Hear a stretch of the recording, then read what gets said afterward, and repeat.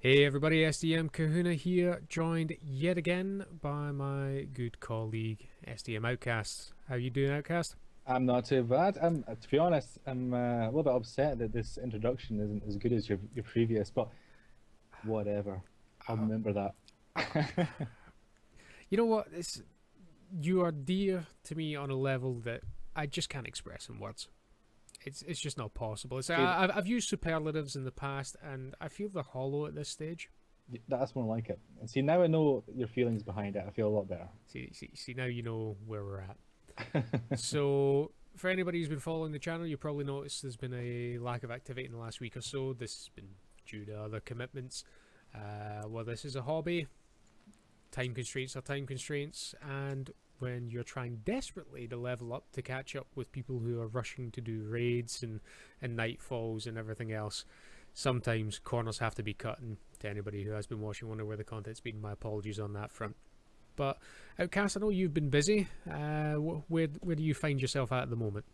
Um, Not really. To be honest, I've been playing Destiny a little bit, and I'm at level 27, almost hitting level 28. But you know what it's like with it being all gear based. It's kind of like it's not like, oh, it's only a matter of time now before I'm 28. It's basically, if I get that lucky drop, I'll be 28. But yeah. The lucky drop syndrome. How much we're all loving that right about now, are we not? Oh God, it's yeah. I'm falling out of love with Destiny a little bit. I mean, I wasn't completely madly in love, but at the same time, there's a bit of lackluster there. Yeah, no, it's one of these things. It's like I've hit a kind of point where I went so off the curve with it towards the end of last week that I was literally in, I had the conversation with you where we're basically like, look, if I never play this game again, it's going to be too soon. I've seen everything it has to offer. As much fun as the social interaction is with everybody I play with, it's just I was so burnt out with it because it felt like all I was doing was pushing for another goal post and another goal, and then the posts were moved, and then another goal, and then the posts were moved. No guarantee of being able to move forward. And I think a classic example of that is I've got some really bad raid footage running in the background actually. Okay. I was just breaking out some funky dance moves and working up my hammies for the teabagging action that's no doubt going to come. Mostly it will be me getting teabagged by the Praetorians that are about to stomp all over me in these control plates. However, a class example is we've drawn comparatives over and over and over again with other MMOs, and Bungie turned around and said, well, it's not technically an MMO, it's just a shooter with multiplayer aspects, but it's not an arena shooter like Call of Duty where you're in small maps with corridors and running around the same places over and over again. Yeah. Yeah. You are facing off against AI swarms, and then people are like, oh well, it's not quite Borderlands because Borderlands is fully story driven and it's all about just collecting loot, and it's like, okay, well, pick a park, stick with it, actually make a decision and run with it. But one of the fundamental things is with anything that I've ever played, Diablo, World of Warcraft, Star Wars, Old Republic, Star Wars Galaxies, any game where you've had progressive character statistics, progression and everything else, yeah, you've always had rewards to aim for, and the grind was always about repeating activities over and over again. We understand that. However, I've often found that maintaining your user base is fundamentally tied in with how much fun that is. Now, the example that I'm taking a very long-winded way to get round to is, you actually see my colleague Absolute Lee 79 running around here now. This gent's run through the raid multiple times, and while the once I've been through it, and I'm second way part through it, and I haven't completed it yet, but I have been like through the first couple of stages, I actually got some good gear. I got a legendary shotgun, which has been a godsend for some of the close quarters combat. Yeah. Now that I've started to get ranked up, I've had some decent armor drops. I've had a lot of ascendant energies and such. Other guys I've been playing with have got weapons such as Icebreaker and other good raid gear. Absolute Lee unfortunately, has on pretty much all occasions got a sash, ascendant energy, and a ship. He actually got the ship twice. And it's like, who in their right mind at Bungie thought, you know what will be fun for people? Let's make a very difficult challenge-based raid. Throw in some mechanics that you've never seen before, so it is going to be a learning curve, and then pretty much shaft you with random drops. Oh, I know how he feels on that one, I've got to say. Definitely. You just get given shit and doubles, and it's just pointless. Absolutely pointless. I mean, I think it's the same with the engrams. It's like, yeah, you get here's an engram. Here, have an engram. But you get given some shit that you just don't need. I mean, I get it's random, but when you're like a certain level, and the game knows what gear you've got on, so it should know to a certain extent that, yeah, let's give him something of use to a certain extent. Not like every time, but it should be in there. But it's not. I mean, I seen a guy going on. I think he was. He had like 20 blue engrams. He had a video on YouTube, and he got them all decoded, and not a single fucking thing was useful. Yeah, no, that's sadly the case. And it's like, on that note, you're like, how is this going to keep people coming back when you're already dealing with a great deal of repetition?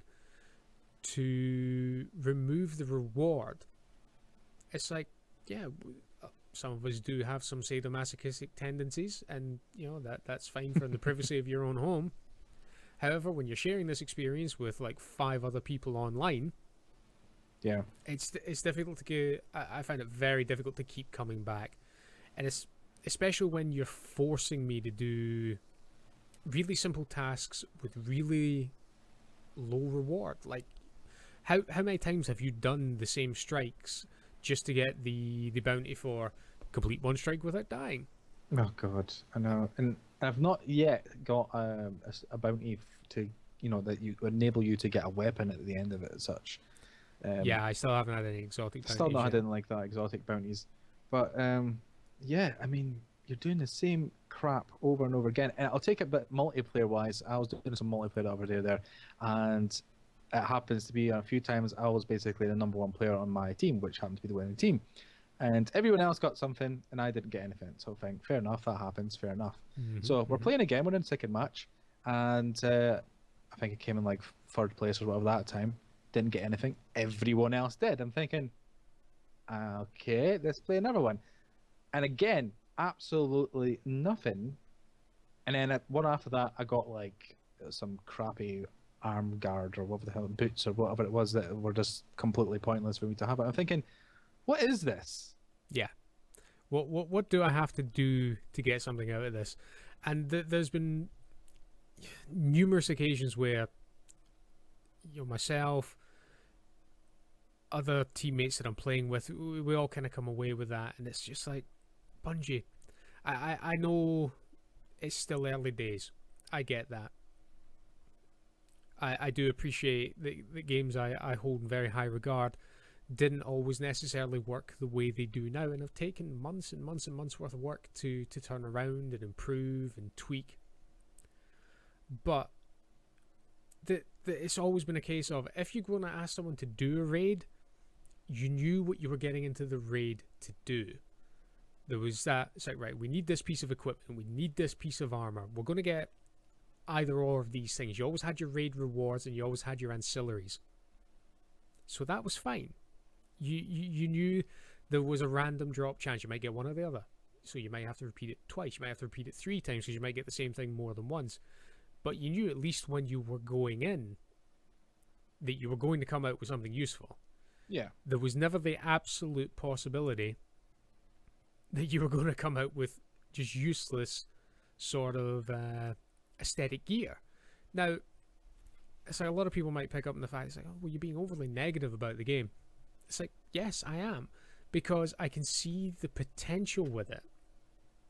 There's a lot that could be done with Destiny and the universe and tying people in.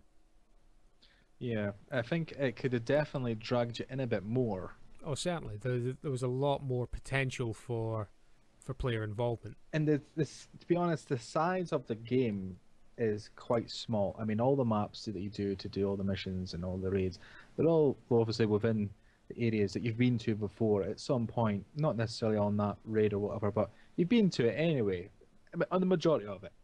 And I just think you're visiting these places countless times, and the surroundings are becoming all too familiar. And I think you took all those years to make this game, and look how small the game world is. Yeah. I don't quite understand why the game world is that small. And yeah, it looks beautiful, but I mean, you're looking at new games that are coming out, like No Man's Sky and all that sort of thing, where they have all these like randomly generated. Oh, the procedural generation landscaping. Yeah, no, that's impressive from a technical standpoint. And take games that are a little bit disparate. Well, certainly disparate, can be further apart for game modes, but you take things like Elite Dangerous. Yeah. And, I've been playing the beta of that, and that game's got galaxies worth of content. Now, granted, I can't go down on any of the planets, but it's not impossible to generate large-scale worlds. Now, No Man's Sky certainly makes that point with the fact that it's still first-person. You can easily turn around and say, well, Kahuna is like Elite Dangerous. That's a space flight, trading, piracy, space simulation. Yeah, it's a completely different game. It's like comparing apples to oranges, the two succinctly different things.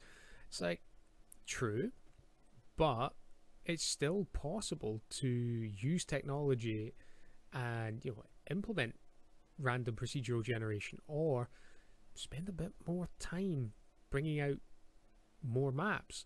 Now, we all know the content packs, what House of Wolves and I forget what the other one's called. Yeah, I can't remember myself actually. Are going to give us new planets and new areas to run around on, but that, as far as I'm aware, that's only a single planet per pack.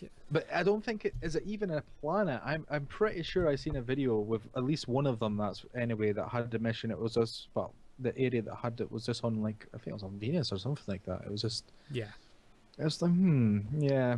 I mean, I kind of feel like the game itself and the size of it kind of feels like a single player shooter game kind of size. I mean, Borderlands was a bit bigger with the amount of games, the game map itself. Borderlands was quite big, I would say, but this feels kind of short. It feels shorter than even the original Halo to me. Well, certainly. I mean, the story missions alone wouldn't hold you for as long as Halo did. But to be honest, if we're being fair, if you played Halo on easy difficulty, you could easily roll through Halo in 4 hours. Yeah. If not, you could speedrun it probably in about 3, if not faster. So perhaps a little unfair. There is more diversity to. But then, don't you think it's just a case where they've made Halo, right? Obviously, we all know this, and I kind of think I think they've kind of forgotten that when you make a game, an online game, which we're using very loosely, they think, right, we'll just make it like that all other games have ever made, except for we'll add elements in like grinding levels and weapons and the stupid ass feature of being able to speak to people in in the game world that they're currently on and all the rest of it. And that's the only reason why it takes longer to get your way through the games, because you're leveling up as such. So they've kind of just like, yeah, we'll take this basic premise of fuck it again, Halo, and we'll shove it into this game, and then we'll add grinding levels into it, and then that will somehow make everybody play it for freaking years. But we're now kind of sitting and thinking, Oh no, definitely, and I do believe there has been a lot of people turned off by the repetition that Bungie and Destiny have kind of thrown our way. But I can kind of see where a little bit there's bits that do give me glimmer of hope. Like, for instance, as is running in the background, the raid. How many game mechanics have we not actually seen in any of the single player? We've got enemies that behave completely differently. Like oracles that will mark you, gorgons that will kill you by looking at you, pressure plates that you have to hold. God. And it's like, admittedly, these are difficult challenges. You need coordination. You certainly need the right level gear. I will testify to that. There's nothing quite so enjoyable as feeling like I'm just firing rubber shells at everybody and watching the rest of the team pick up the kills and carry the slack. But that being said, it was certainly a nice change and the challenge, and that's when Destiny for a few moments actually started to shine through for me. I did like a little blog post. I kind of resurrected my old blog on IGN and put together some wonderful sentiment and prose. My God, I know, it's like the cobwebs on that shit. I know, it's actually been about a year since I did anything on it. Now, that being said, it's like, you know, we had to get some randoms together, but these guys came into the party, they chatted to us, you know, we're now on each other's friends list. That's when Destiny's at its best, when everybody's working together and communicating. You know, it reminds me of the kind of halcyon days when of online gaming on the consoles when Xbox Live first arrived. You know, people would talk to each other. People would communicate and get involved because the community was small and everybody was involved. But, you know, rose-tinted spectacles and all that, you know, there were still as many assholes and jackasses then as there are now. The percentages haven't changed, just the volume's increased, which is an unfortunate parallel that's always drawn. But, you know, for those short moments as I kind of held out. But the problem is, once the raid's done, you know, I've done the Nightfalls. Well, I've been carried on the Nightfalls. Everybody who's done the Nightfall with me will testify to that. Yeah, it's like we are needing content, and I think Bungie really need to address this quickly, because what's the prospective launch date for the DLC? It's November, isn't it? Yeah, the first pack. I don't think it would do Bungie any harm to maybe bring that up a couple of weeks. and you know? how long is it going to last for, though? I mean, obviously you'll get the guys that will be able to complete that within like the first day. Yeah, days, exactly. They'll just sit down, they'll run through it, they'll hit whatever the new level cap's going to be. You know, is it going to increase from 30 to 35, 30 to 40? It's like, the amount of time it's taking us to go from 20 to 30, I wouldn't be surprised if the level cap increase is minor, maybe 1 or 2. Well, yeah, let's Because hope there is. But the only thing that worries me from that, from like a gameplay standpoint, is how do you address the power creep? Yeah. Because you're going to say, it's like, well, there is nobody at any stage and in any challenge who is so completely overpowered that they can run through these things. Yes, granted, there has been sort of exploits and glitches and things found, but in a straight up fight, everything runs a very real risk of being able to kill you, thanks to Bungie's miraculous way of increasing how much damage the enemy can do, regardless of how much armor. Well, you even noticed that in the Crucible when they had the Iron Banner event on. You noticed that Fair point, yeah.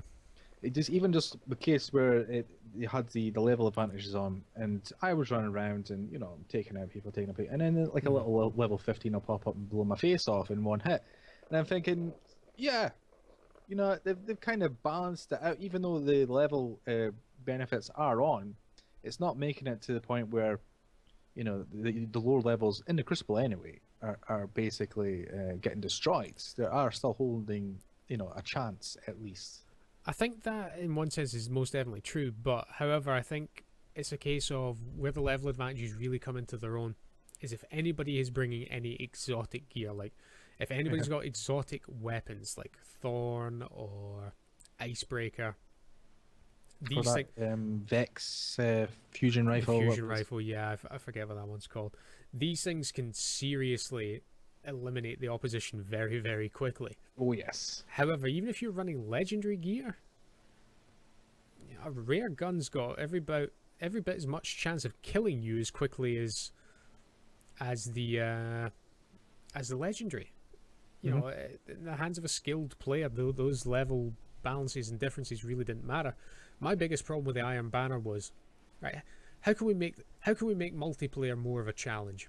Okay, what's the one thing you have absolutely no control over if you do not have 5 friends that you can play with constantly? It's who's going to be in your team.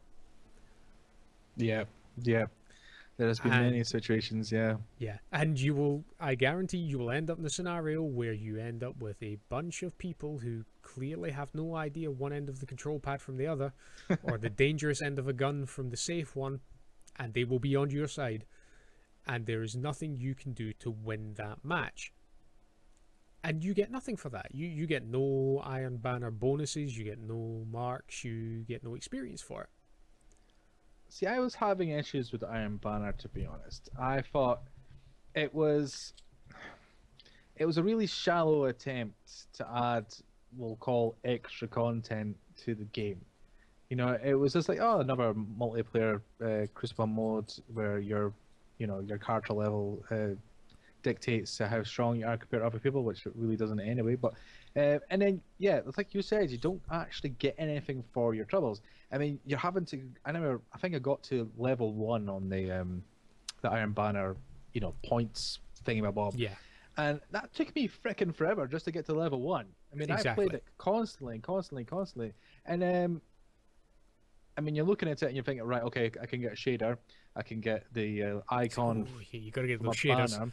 And I'm like, all right, I'll look at the bounties. And there was one of the bounties, for some reason, my head was obviously in a different galaxy at that moment, but it said on it that in order to do this, you have to have the shader, you have to have your banner icon thingamabob, and you have to have the Iron Banner class.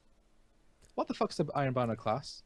That's much like one of the bounties relating to the Queen's Wrath was you had to have like the chest plate, the head plate, and like the banner icons or whatever, and you had to do like certain challenges with those equipped. Now those are, again, that's one of these random characterizations where it's like, random circumstances where it's like, right, what is really going to make this fun? What if you didn't get that drop? That was it.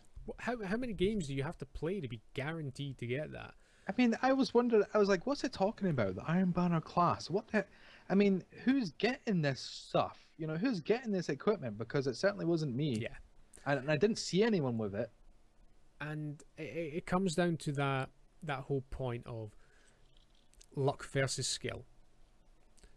Or persistence in this case. You don't have to be the most skillful player. And it's like, I've played enough World of Tanks to know that you can suck long enough and you can suck hard enough and everybody will end up with the top tier tanks. Yeah. It doesn't matter what you do. You just keep playing. The worst player in the world. Eventually it'll happen. You will get there if you have the persistence. And I mean, for a lot of... Oh, Sorry, you go. No. I don't mind grinding. I mean, I've grinded in some of the most long-winded games on the bloody game. I mean, Star Wars Galaxies, for one, I had to grind, I think it was one of my scout skills, and you had to farm for water. And I would literally have my guy standing naked in the middle of... Because that's how he did it. Because it would decrease your durability on your items and stuff. So you're standing naked in the middle of like a desert somewhere, and you were farming for water, basically. And it was, maybe it wasn't for skin, maybe it was for something. And it would literally take you probably about 8 hours to get where you needed to be, doing this one action and one action alone. So, I think when it comes to grinding, I'm up there with the gods. Well, it's like that as well. It's like you take like what I would consider the daddy of all grinds, EVE Online. Yeah, God. Dear God, when a game quite happily turns around and tells you, right, you want to learn this skill?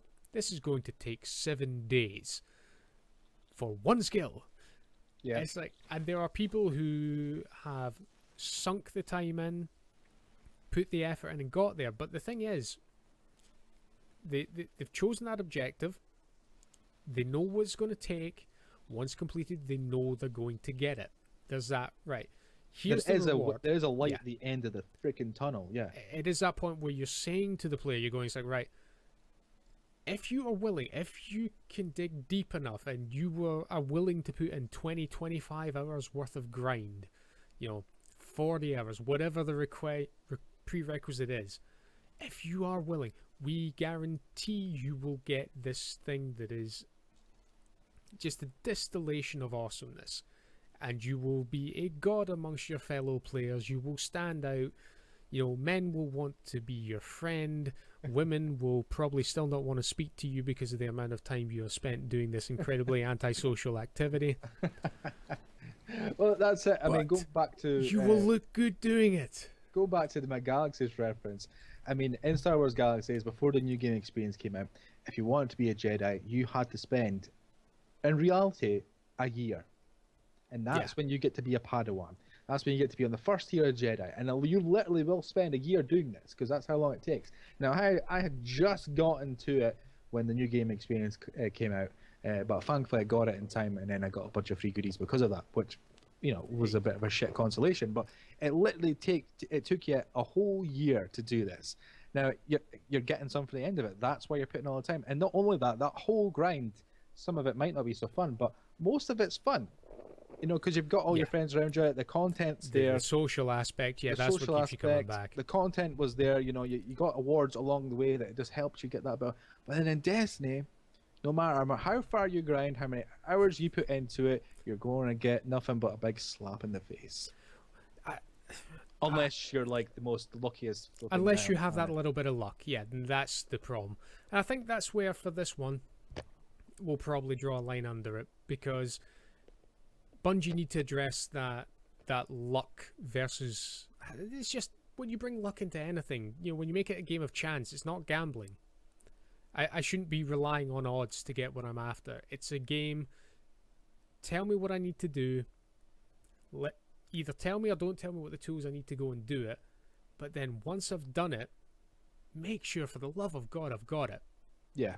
That is the very least I can ask of you as a game player. Bungie, if any of you watch this and this resonates with you at any level, this is a gamer talking to you. I do like your game. I don't love it, because there's just a little bit too much missing from it at the moment. It still needs work, but I am willing to give you my time and my continued support as a gamer, but you're going to have to give me more from it. And where I think Destiny are drawing, 3.2 million players a day at the moment? Yeah. You know, they're patching constantly. There's a patch and hotfix out every week, and they're tweaking mechanics.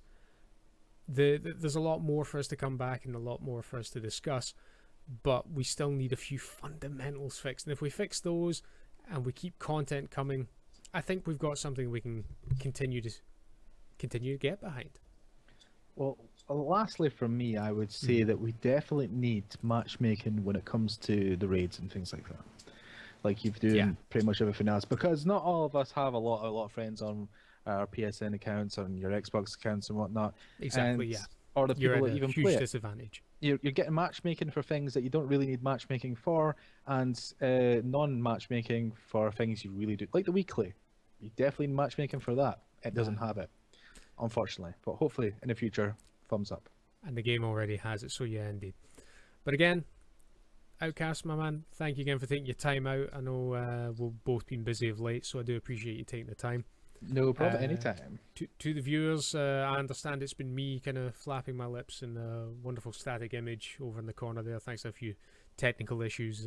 Unfortunately not able to do full video for this one, so stick with us. I'd like to thank everybody who's been sticking with the channel recently. More content is going to be on the way soon. I know Abby has got... That's Outcast's real name, I just realised. That's a secret's out, man. You're gonna... No! You're gonna have to change your name, move address, go to Depot, you know, sort that out. The fans will be inbound shortly. But sounds a female. Well, you never know your luck. And given your recent circumstances, that's something you should be saying on the internet. Quietly, very quietly. But again, Outcast, thank you very much for your time. To the viewers, thank you very much for sticking with us. This is SDM Kahuna signing off.